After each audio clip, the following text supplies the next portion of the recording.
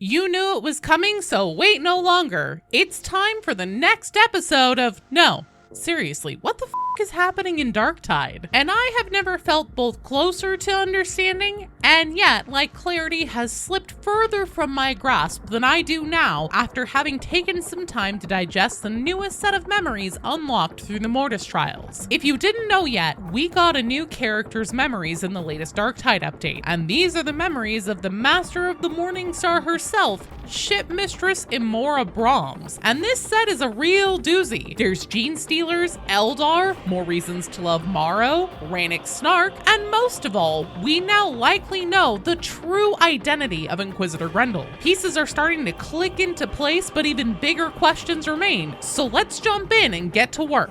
Obey my cat! Hit the subscribe button. Ah, Commander Dionys, faithful to the end. And beyond, lady. My loyalty to House Brahms is without measure. We open the memory sequence not with Lady Emora Brahms, but her mother, Magali Brahms, speaking with who is presumed to be the second officer of the Mourningstar, Commander Dionys Claren. You should not be so quick to say such things. Fate has a peculiar sense of humor. This is the first of what will be a few instances that I want you guys to watch for. Fate has a peculiar sense of humor is an interesting choice of words that we'll get into later. As you say, lady. The crew await your inspection. Then let us be done with it. As slow as these may seem in the beginning, I'm not going to skip any of these memories because there's a lot of the generational perspective of House Brahms that has their foundation laid here. This introduction is actually the start of the passing of the torch from one head of the Brahms house to the next. This was a great ship once, Dionys. It still is, lady. Very prettily said. You've always been so good at saying pretty things. But the Mourningstar is cursed. It is a millstone around our family's fortunes. Perhaps Lady Emora will change all that. Perhaps. Does she know yet, lady? Emora? No. Some secrets fester once out in the open. Once again, Darktide proves itself to be a story built on secrets. My dear daughter has always lusted after her inheritance. She will doubtless consider this a final reprimand. You judge her too harshly. Well, someone should. She's always had too fine an idea of herself.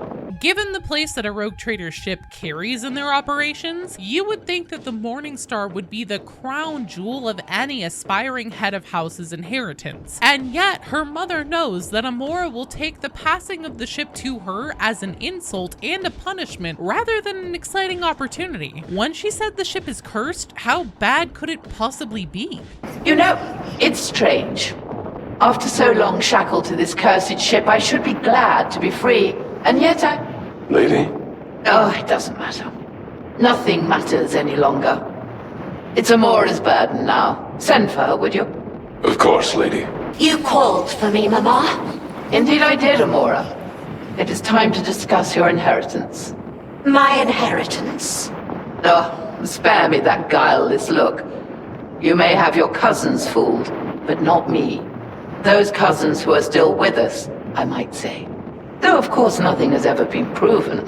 From her announcements on the Mourningstar, it's always been apparent since we've started to hear from the woman herself that Lady Emora Brahms is not a woman to be trifled with. She enjoys order and autonomy aboard her ship, and she isn't afraid to remove anyone who threatens that peace. Any of Grendyl's rejects who fancy their hands at mutiny should remember that I have an impressive array of switches beneath my hand. But this is another level of magnitude when it comes to ruthlessness. Emora has been so determined in her goal to become the next head of House Brahms that she has schemed and carried out the murders of various cousins to remove them from her competition. My cousins, Mama?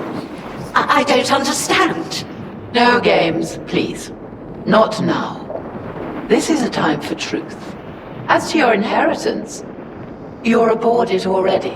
The Mourningstar is yours. No. Wait, This is what you wanted, isn't it? To be head of House Brahms? The Mourningstar can belong to no one else. This ship is cursed. I don't want it. Do you really think your desires are of any account? The Mourningstar is the heart of House Brahms. It is your duty to safeguard it and all it contains. Unless, of course, you would prefer to renounce your family. You would disown me, Mama? Of course not, my dear. You would disown yourself.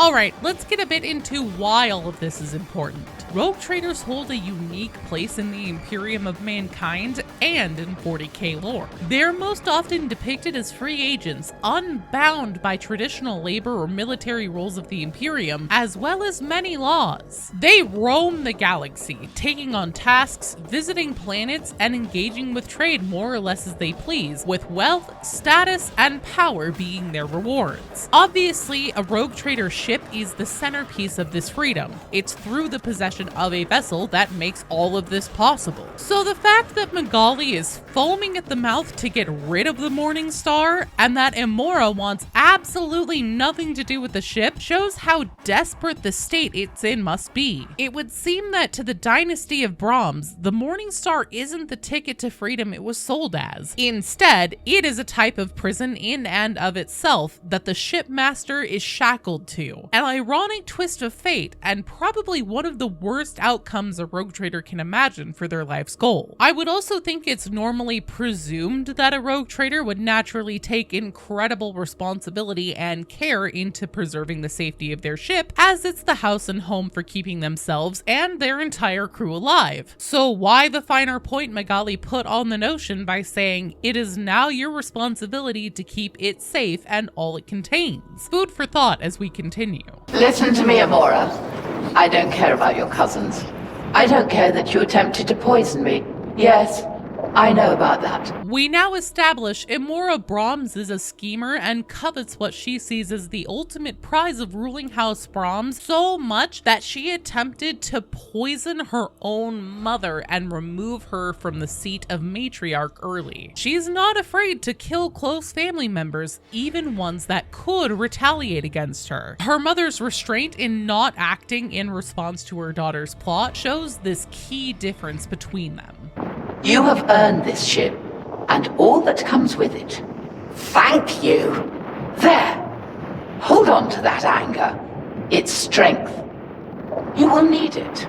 It's quite funny to me that after her reaction to being told she will now be shackled to a cursed ship that she doesn't want in the slightest, Emora doesn't see that her mother did not mean it as a compliment when she tells her daughter that she has earned this ship. In a way it is, because Emora is likely the only one who has proved herself cunning and ruthless enough to be trusted with the future of the Mourningstar. But it's also an acknowledgement of her psychopathy and narcissism. Greetings, offered mistress.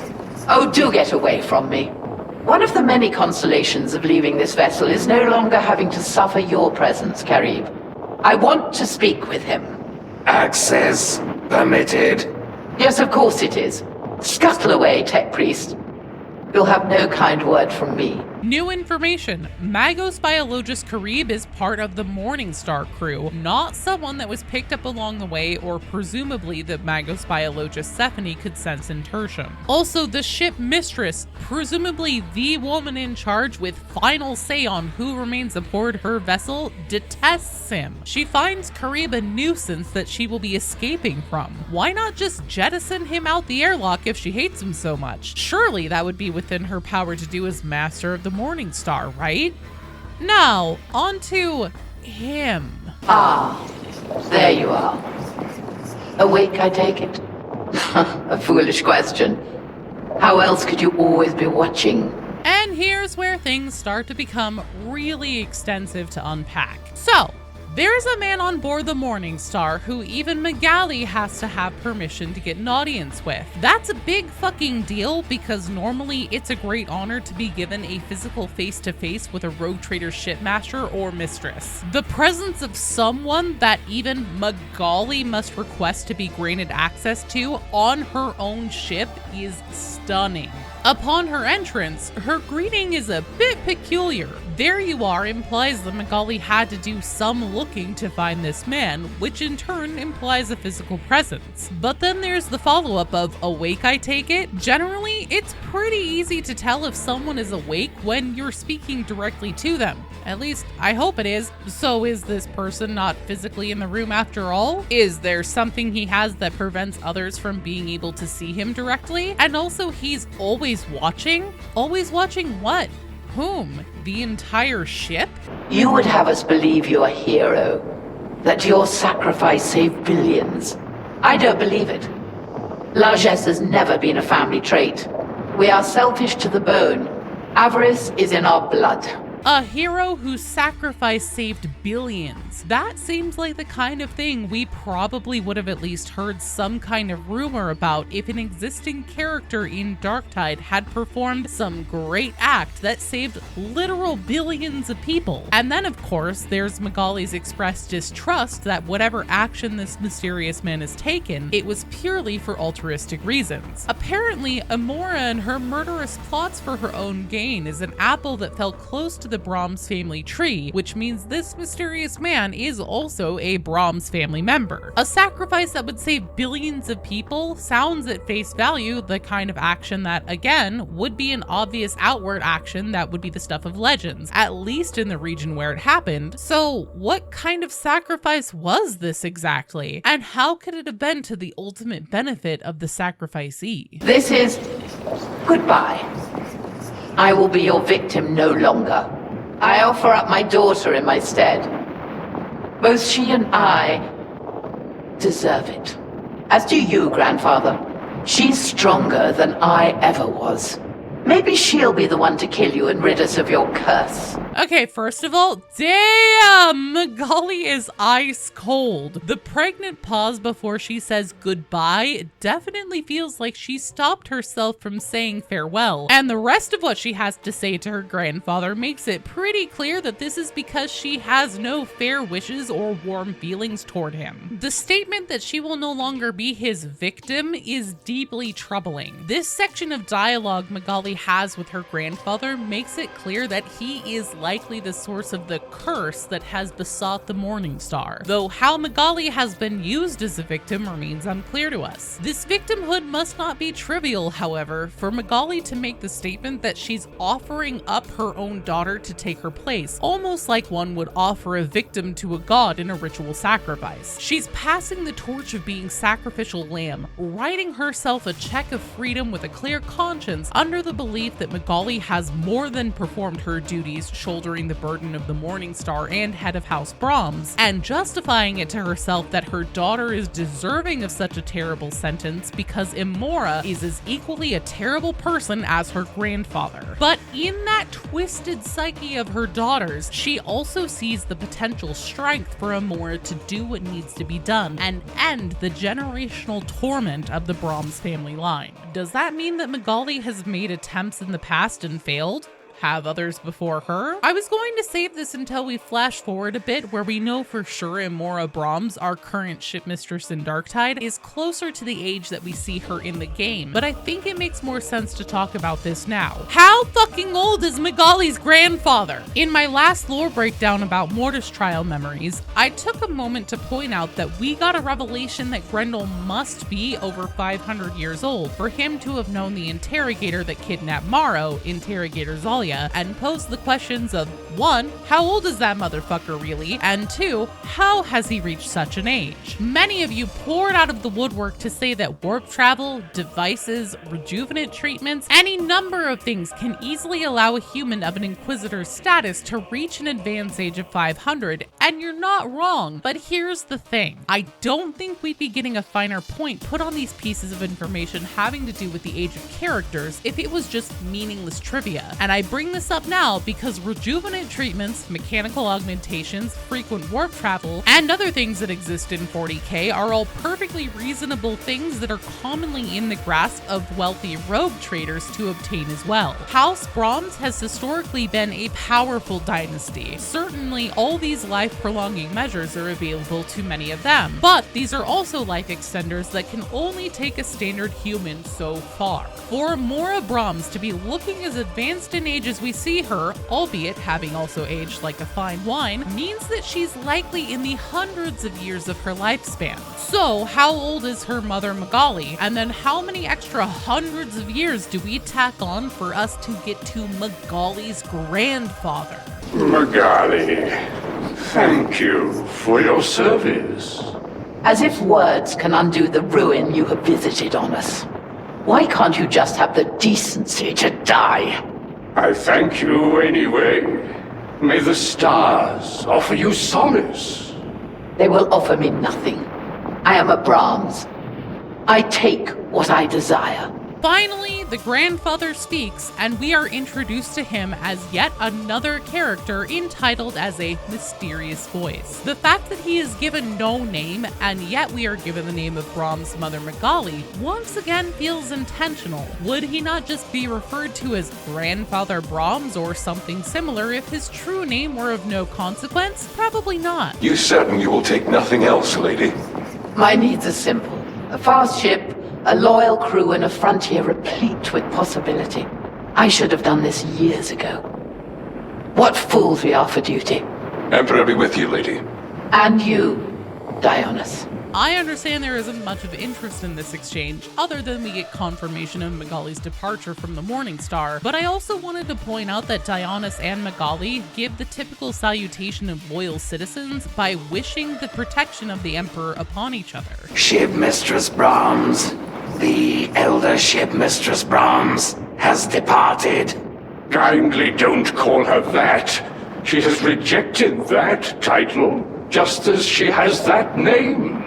She belongs to the void alone. Acknowledged. What are your instructions? I don't know. Our first impression of Grandpa Brahms is something I'm torn on. Is he echoing Magali's warning to Emora that to reject ownership of the Mourningstar is to reject her family name and disown herself? Is it a sign of respect to her that he recognizes she desires and deserves her freedom? Is it both? I don't know, which is something that Jeepa Brahms and I have in common, because Magali's exit has put him in a position where he doesn't know what to do. Based on his voice that sounds almost as if he's in the pits of despair, it gives the impression that not knowing what to do is a position he does not often find himself in. Should you have convinced her to stay? No, of course not. An unwilling hand is a burden, not a help. But still... You sound uncertain. Don't talk about things you don't understand, Karib. Have humility. Then again, perhaps I should take my own advice. It's interesting that Grandpa Brahms sees Magali as having been an assistant for him, someone who was willingly helping him, whereas she clearly felt like she was a prisoner and a victim in the situation. Coupled with the fact that Magali seems to be very upfront about the selfish nature of her family, it makes for an interesting dichotomy that makes you wonder if Magali was truly a victim, or were things asked of her that go against her selfish disposition. Then again, perhaps we can't rely on Grandpa Brahms' self-assessment of the situation. After all, Karib rightfully points out that this mysterious Brahms man is clearly uncertain about the situation. After all, he just got done professing to the Magos that he doesn't even know how to proceed now that Magali is gone. And yet he snaps at Karib the second he points out Grandpa's faltering. That's not an indicator of a well-adjusted or self-aware character. No matter. Change may not touch the Imperium, but it shackles the rest of us. We continue the work. After all, what else can we do? Embrace humility. Accept your fate. A poor time to practice your sense of humor, Karib. Perhaps it is for the best that Magali is gone. It removes complication.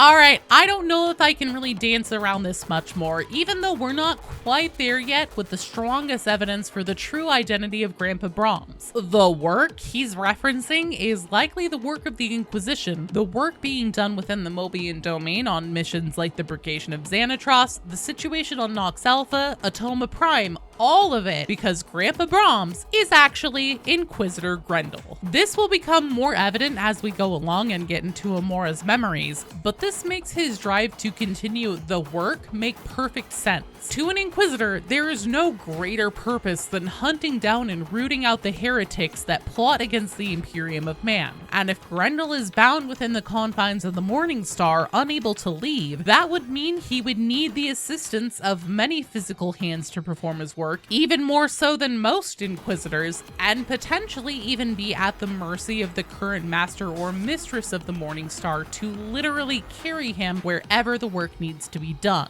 Let's forge forward through these memories so we can more strongly establish the connection that Grandfather Brahms is Inquisitor Grendyl. We're going to skip forward a tiny bit now. Emora Brahms is now mistress of the Mourningstar. She's declared House Brahms will be as powerful again as it once was, and has been informed that Magos Biologus Karib has summoned her. I am the shipmistress of this vessel.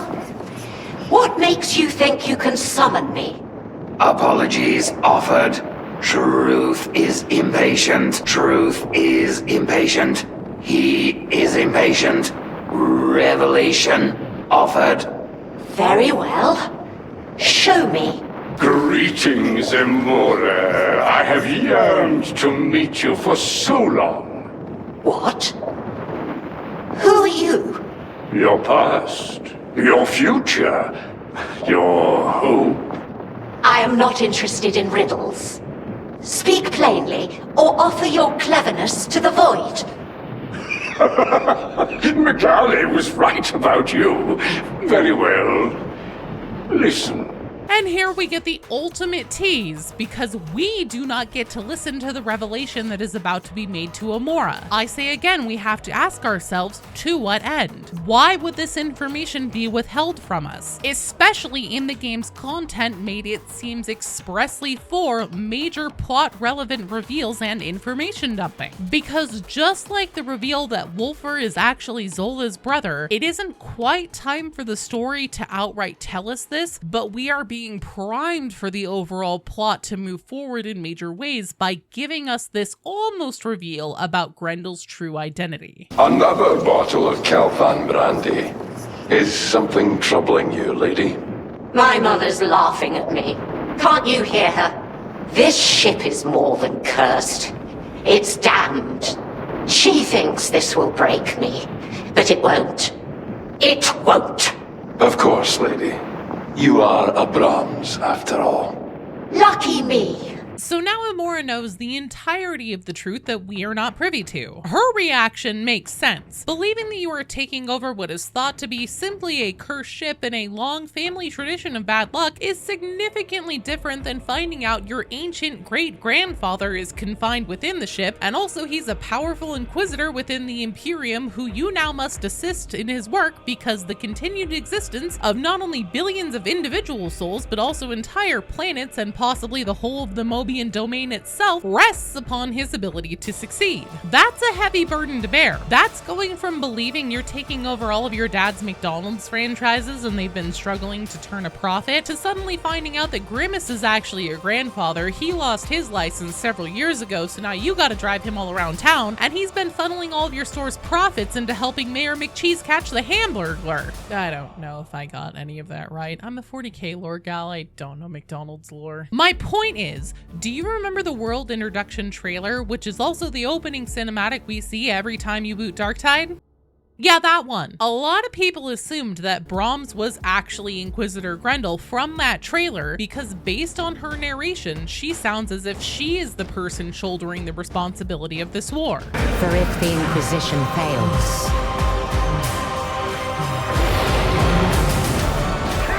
if we fail,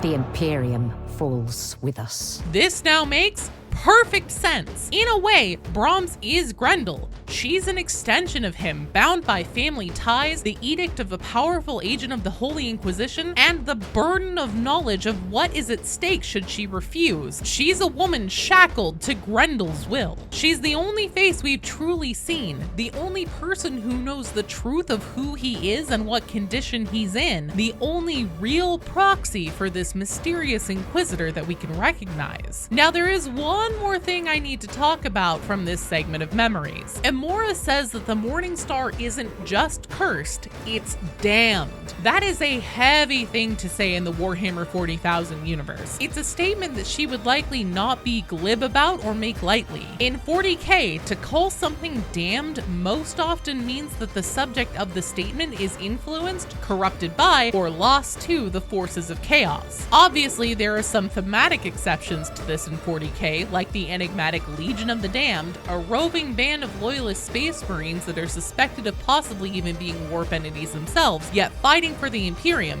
But generally speaking, to be considered damned is a grave diagnosis amongst the Imperium. And this circles us back around to the idea of signs we've seen that they are influences of chaos gods within House Brahms. Let's start with the most obvious, that this mysterious male presence I am positing as Inquisitor Grendyl is Magali's grandfather. Now, if you didn't know, Nurgle, the chaos god at the center of Admonition's worship, the entire reason for the season in Darktide, is also called the Grandfather or Grandfather Nurgle. I know more than a couple of you clocked this in the video that was just Brahms' memories, and it's not lost on me either, that connection of Grendyl's family title to the very chaos god he's facing off against. There is the influence of another chaos god we hear honestly quite a bit of in these memories. You should not be so quick to say such things. Fate has a peculiar sense of humor. Change may not touch the Imperium, but it shackles the rest of us. Your past, your future, your hope. The members of House Brahms come across very Tzeentch-coded. Tzeentch is the chaos god also known as the Changer of Ways, the architect of fate, the endless schemer. He is the patron god of change, mutation, evolution, and ambition. He is obsessed with obtaining knowledge and seeing through time to anticipate every conceivable outcome. No matter which way the dominoes fall, it is surely just as Tzeentch has foreseen. Emora especially embodies the concept of ambition. It honestly might be the only reason blood runs in her veins. She refused to discount any plot, no matter how heinous, to the point of attempting to murder her own mother to set herself up for the position she wanted. Her sights are set high on restoring House Brahms to its former status of power. Slight spoiler alert, but as we go on, it becomes clear that Emora's ambition and refusal to crumble to Grendyl's will without question causes major strain between the two. She is a force to be reckoned with, fueled by her ambition for greatness. Even the clothes she wears carries nods to Tzeentch, with blue and gold being the main colors of the Chaos God, as well as the pink of her top being reminiscent of the lesser pink horror demons of the Lord of Change. This isn't the first time we've seen or heard characters with more heavy-handed traits that seem to be connected to or influenced by the Chaos Gods, like Duquesne in the Mobian 53rd. It's something to watch for in general as Darktide continues, because it's incredibly common when one of the four Chaos Gods gets a large population of mortals in their grasp, the others will show up to compete and try to harvest their share of the human suffering. You are Explicator Rannick. Interrogator Rannick. I trust your quarters are to your satisfaction. Would it change things greatly if they were not? No. Splendid. I can see that we're going to get along famously.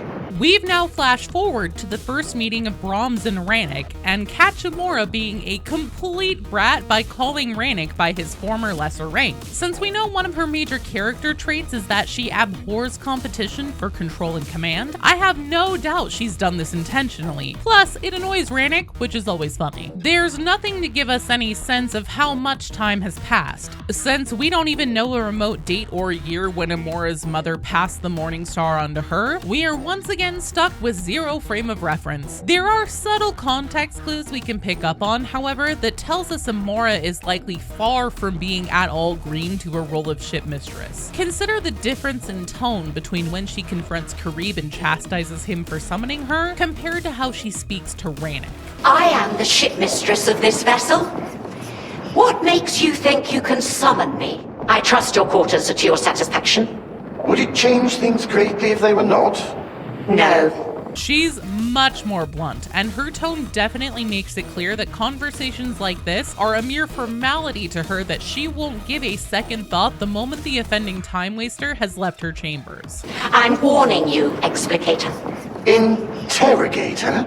That I will not tolerate an infestation of those things aboard my vessel. Calm yourself, lady. Sergeant Major Morrow has the situation down on Xanatros well in hand. You had better be right. I always am. I suppose we will see. Now we're getting into the fun stuff. Xanatros is where Grendyl assigned everyone's favorite Sergeant Major Morrow to participate in a purging of a gene stealer cult as his first official mission for the Inquisitor after being removed from stasis, and he was assisted by our other warband fan favorite, Quartermaster Brunt. As we'll see in a little bit, Emora actually hasn't met Morrow yet, so it's likely that the Mourningstar met up with the warband either at Xanatros or sometime in close proximity to the event. She's rightfully concerned about a gene stealer infestation on the Mourningstar. It's actually one of the common ways that they spread from planet to planet. A pure strain gene stealer isn't really human-like at all, it's fully tyrannid. They're incredibly stealthy and known to stow away aboard ships to get themselves transported across the galaxy. It's also these alien creatures that infect members of a species, whether it be human or other Xenos races, by getting their tongue into the victim's body and then using it as an ovipositor to deposit their DNA into the unsuspecting host, which then fuses itself into their own non-tyrannid DNA. From there, the victim lives their life and reproduces like normal with no knowledge or memory of the incident because the gene stealer is able to assert a type of psychic control over the infectee during the encounter. So even if one gene stealer made it on board the Mourningstar, it could have drastic consequences that might not be apparent for generations. But I'm sure it'll be fine. After all, Rannick gave Brahms his personal assurance that nothing will even make it on board the ship, and it's totally under control. Rannick's track record for being right and on top of things is pretty solid. You have failed me, Ivan. Oh, right. I really thought that Inquisitor Grendyl would have put in an appearance by now. Tell me, have you ever met Grendyl? This is a test, isn't it? It's a question. Do me the courtesy of answering it. Then, no, we are not directly acquainted. I'm sure that will come in time. The thing is, I do think Emora was actually testing Rannick here. We've known since Darktide's beginning that Inquisitor Grendyl and Shipmistress Brahms are supposedly old friends, and that's why she's here to assist him. Of course, now we know the truth, that Grendyl is in some kind of condition that keeps him bound to the Mourningstar, and likely has for hundreds of years. Emora's probing of Rannick is likely a test to see if he would lie to save face, or be honest that he's never met the Inquisitor, which props to Rannick. As the senior member present in the warband, at least as far as he knows, and being a man that clearly takes exception to not having his station and status properly respected, it couldn't have been an easy thing for him to admit. So much for your claims that the Xanatros contamination would not touch the Mourningstar. I am well aware of the damage even one gene stealer can do. Uh-oh! That's why I left the matter to Brunt. Isn't that right, Brunt? Aye, sir. It's a repulsive creature. Are you sure it's dead?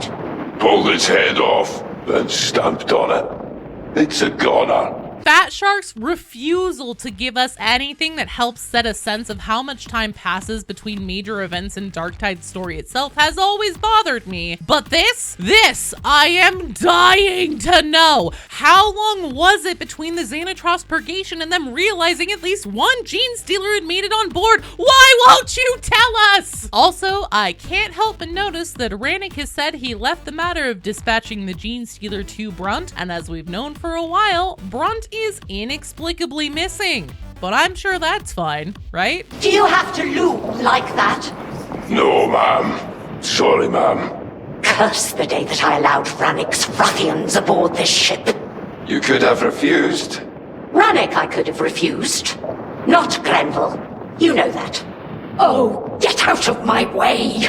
Sorry, ma'am. Brahms saying, "I can't refuse Grendyl" to Dionysus could simply be taken as her meaning she understands the weight of an Inquisitor's request to use a rogue trader's ship for official business. After all, it's often thought to thrust suspicion on yourself to deny an Inquisitor any request. But consider how this interaction parallels Magali and her strained relationship with Magos Biologist Karib.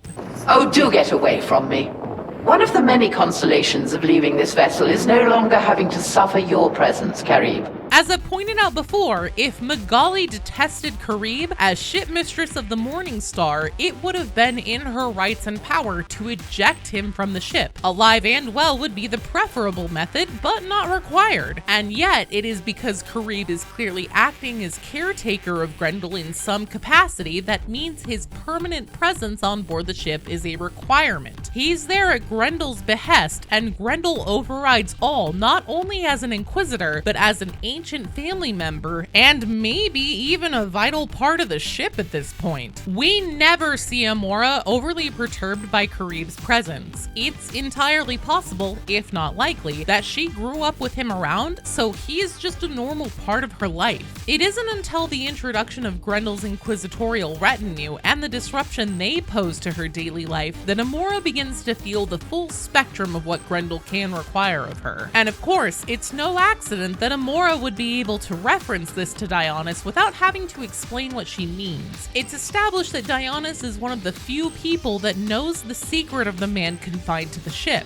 Dionysus is loyal to House Brahms and its current master. We never hear him say anything negative about Grendyl. Dionysus seems to mostly avoid editorializing on Grendyl at all, but the encouragements Dionysus does give to both Magali and Emora is supporting of their ambitions and advocating for themselves. You're Morrow, is that correct?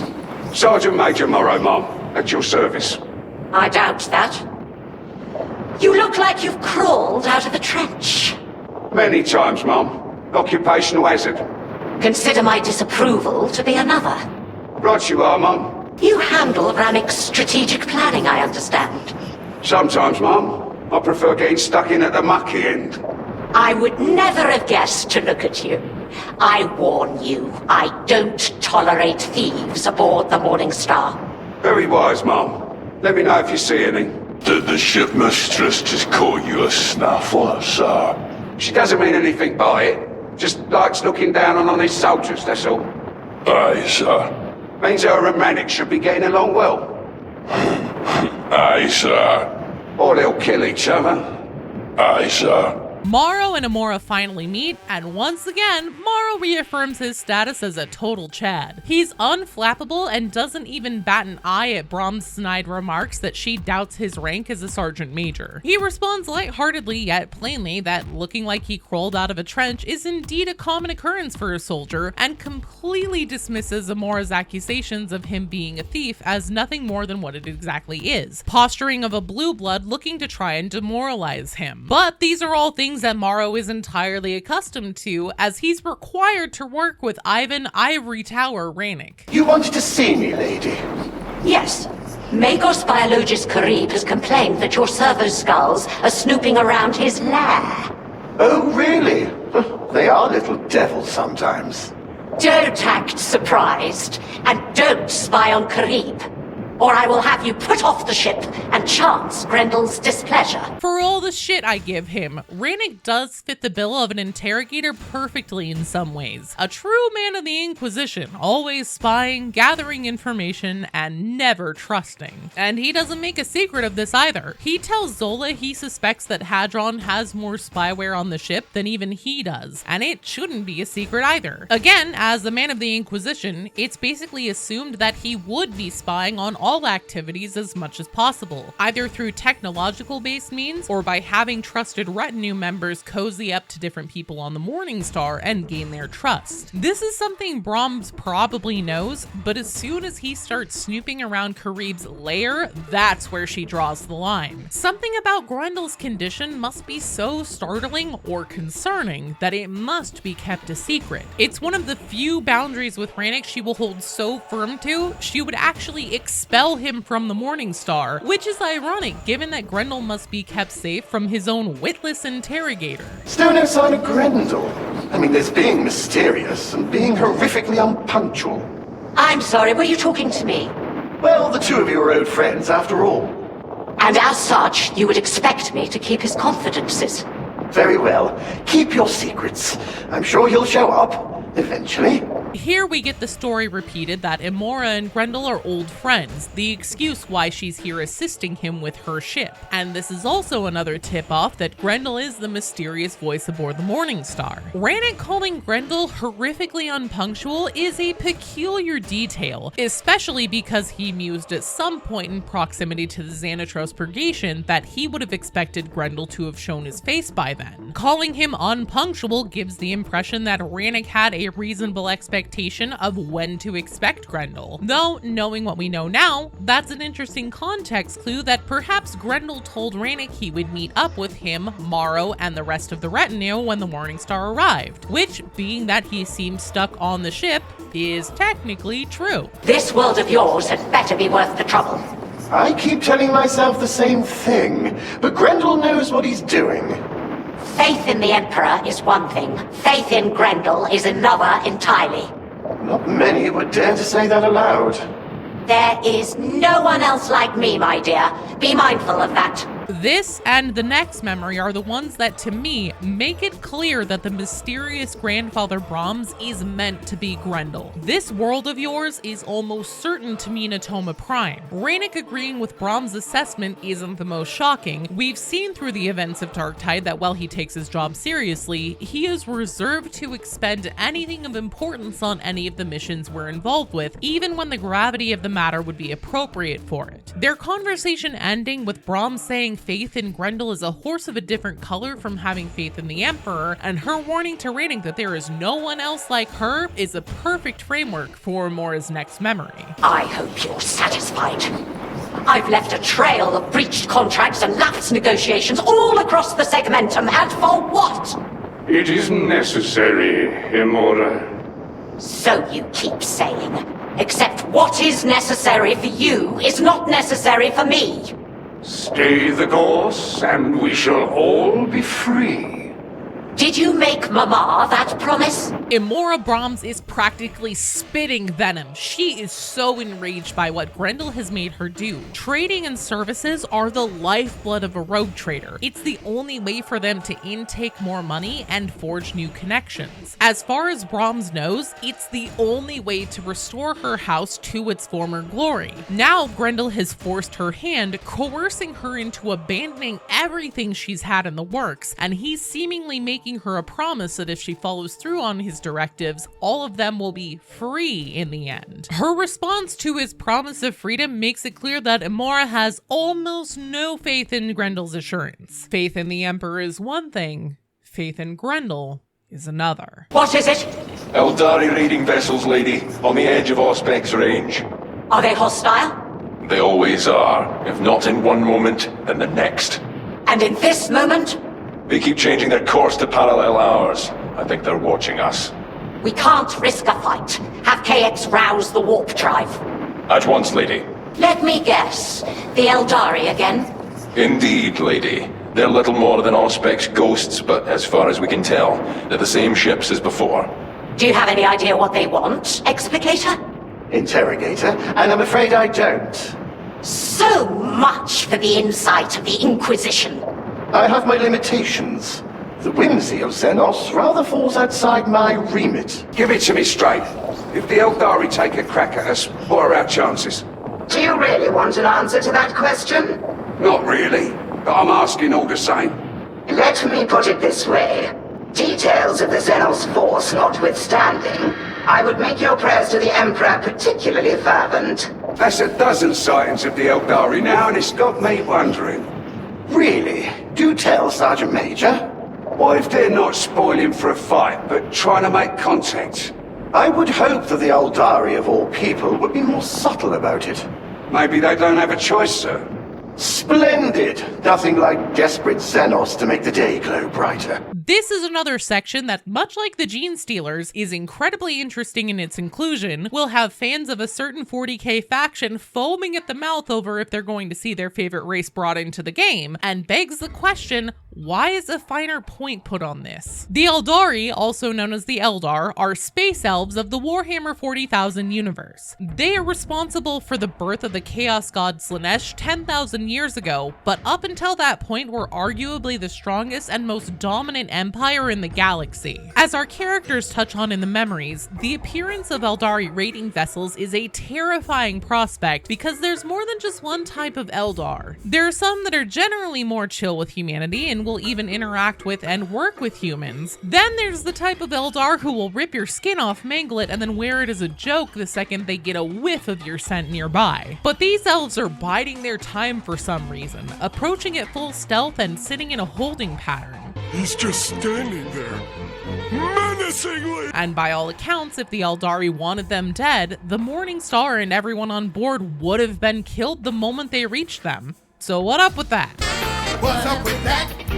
What's up with that? We don't have enough information to be sure at this point, but if I had to put my money on a reason why the Eldar have now appeared, I would guess it has something to do with Grendyl. We actually know that Grendyl is known to have worked with the Eldari in the past, thanks to the Vox intercepts that took place sometime around the events leading up to the Dark Communion. Tell Grendyl I did my best. Tell him it's just like Canopus all over again, but this time there's no way out. No Eldari swoop ship to pull us out of the fire. So Grendyl, who at this point we can at least be sure is a bit more of a radical Inquisitor instead of a traditional purist, has definitely had the Eldar help him and his agents in the past. Perhaps he knows and is friends with someone from their species. Maybe he did something that saved a group of them through his work with the Inquisition and they owe him a favor or two. Or maybe the appearance of the Eldari has something to do with Grendyl's condition and how he's trying to cure it. KX, it has not escaped my notice that the Mourningstar is not functioning as it should. Apologies, O Lady of the Stars. Magos Karib's power requirements are increasingly bold. If scaled back, redress would be possible. I doubt we have that option. Do all that you can. I regret to inform you that the Mourningstar's systems are continuing to decay. And it cannot be stopped without scaling back Magos Karib's experiments? Alas, no, O Lady of the Stars. Then we are running out of time. Say nothing to our guests. Karib's experiments must stop. They cannot. He is close to a breakthrough. Now we learn there's another ticking clock element in Darktide, aside from the need to stop admonition before they fulfill their prophecy or turn all of Tertium into maggot bags. Magos Biologist Karib is pushing the power systems of the Mourningstar beyond its capacity in order to perform his mysterious experiments. Experiments that most likely have something to do with Grendyl and why he's not able to leave the Mourningstar. You are destroying my ship! Your ship? I saved the Mourningstar. I still save it with every passing hour. Then prove it. Order Karib to at least slow his experiments. Very well. For House Brahms. There's actually a lot of things to pull apart here and examine in this exchange between Grendyl and Emora. First, Grendyl considers himself to at least have some ownership over the Mourningstar, at the very least because he's done something to save it. And this is particularly interesting because I think we may have actually seen the moment Grendyl is referencing. Going back to the world introduction trailer, which is the starting cinematic of Darktide, we get to see the Mourningstar and everyone on board actually travel through the warp. Warp travel is an incredibly dangerous prospect because you have to go through actual hell and risk being attacked by demons, but it's also one of the only ways most ships in the Imperium are able to traverse at speeds that are faster than light. It's a well-known fact how dangerous warp travel is in 40K, and the way we see the warp translation displayed to us in the cinematic might be representative of a standard overall pretty successful and safe jump. But there's one thing that's always stood out to me. Character conversations throughout Darktide have established that warp travel actually isn't currently possible within the Mobian domain. Even Hestia Prime took 16 weeks to arrive from the planet she was stationed on with the Ecclesiarchy to the Mourningstar, specifically because they didn't warp travel. Now, is it 100% that based on the conversations we've heard, warp travel is a completely literal impossibility? Maybe not. There have been mentions of other vessels that weren't the Eldaris approaching and docking with the Mourningstar, but at the very least it seems extremely ill-advised, to the point where even Rannick says it's best to write off hope for backup because reinforcements arriving in time isn't really a possibility. So the question I've been asking myself for the past 2 years or so is, how did the Mourningstar do it, and why did they risk it? When we see the Beast of Nurgle and Chaos spawn flash on the screen while the person who's locked into their seat is panicking during warp translation, this is most likely the literal corruption of Chaos reaching through to this person and touching their mind. Just to make sure everyone is on the same page, I need to do a quick crash course on warp travel in 40K. Without getting too much into the weeds, the warp is a psychic hell dimension that's made purely of non-physical psychic energy. It's a dimension of reality that is parallel to the physical real world, but the two cannot naturally cross over into each other. Instead, a hole has to be punched in the barrier between the two for anything from one dimension to cross over into the next. This is exactly what ships that are capable of warp travel do in 40K. They punch a hole, which is the big portal we see form, into and then back out of the warp and travel through it. In order to keep the ship and its occupants safe from corruption and attack by demonic forces, a bubble is projected around the ship that is essentially a pocket of physical real space that moves with the ship. This is called the Geller field. This field generally keeps the ship within it safe from even being detected by malevolent entities that live in the warp, as well as keeps time and space coherency for the ship that's making the journey. Generally. You know, most of the time. Some people have interpreted what we see in the Darktide opening cinematic as the Geller field protecting the ship actually starting to fail, and if that is what in fact happened, perhaps Grendyl played a hand in making sure the ship was able to successfully make its journey. What he means by "I still save it with every passing hour," that I'm less sure on. From what we've seen, the Mourningstar hasn't been subject to constant attack or any obvious danger in that regard, unless perhaps it has something to do with the presence of the Eldari and why they haven't engaged to attack. Emora is quite the firebrand. Magali would never have spoken to me thus. Supposition. She may not stop at harsh words.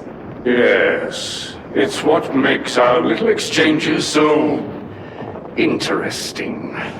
It may be that one of us is not long for this world. What are your orders? Honor her request.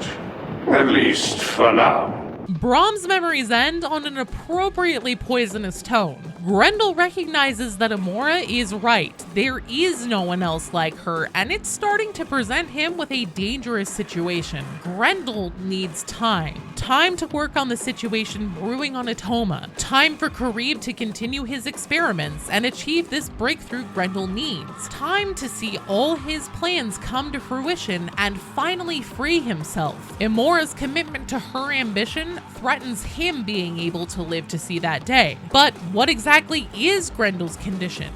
What does he mean when he says that he, Emora, and everyone on the Mourningstar will all be free? Can we be certain that this mysterious voice is truly Grendyl? We'll be doing a deep analysis on this mysterious grandfather Brahms, taking everything we know that is relevant to Inquisitor Grendyl that has been presented to us, and hopefully getting a more clear picture as to exactly, no, seriously, what the fuck is happening in Darktide?